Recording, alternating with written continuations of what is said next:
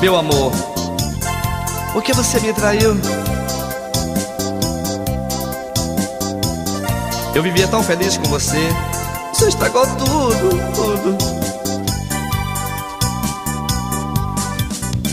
Eu sei que a minha vida vai mudar, porque a mulher que eu amava, ela me deixou. E eu agora só vivo sofrendo, bebendo em bar e bar. Meu Deus, se a Dinalva não voltar, eu sou capaz até de me matar. Eu sei que eu já andei pelo país inteiro, mas isso me aconteceu foi por causa do caminhoneiro.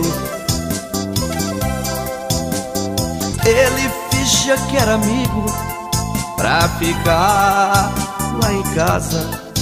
Acabou namorando a minha esposa, que se chama de Dinalva. Acabou namorando a minha esposa, que se chama de Dinalva. Um dia eu saí de minha casa e voltei sem ninguém perceber. Quando eu cheguei na porta da minha casa, eu escutei a minha esposa gemer. Ai, ai, eu entrei logo de uma vez. O cara ficou mesmo sem ação. A minha mulher estava gemendo. Ai, gostoso da transação. Minha mulher estava gemendo, estava gostando da transação. Mas quando eles me viram, muda de posição.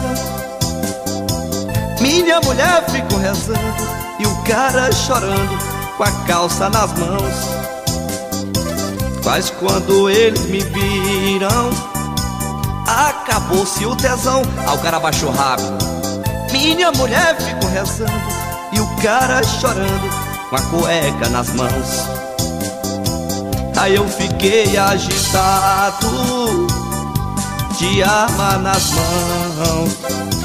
Quando eu fui atirando, olhei direito, pois era o meu irmão. Ele pediu chorando pra mim não atirar. Ele mesmo me falou: essa sua mulher é quem vem me procurar. Ele mesmo me falou. Sabe, meu irmão, que ela falou pra mim? Que você tinha ido viajar. Pensava que eu não ia voltar. Meu Deus do céu, foi importante voltar, gente. Peguei vocês. Mandar um abraço pra minha mãe. Tá completando 70 anos. Obrigado. Obrigado, mamãe.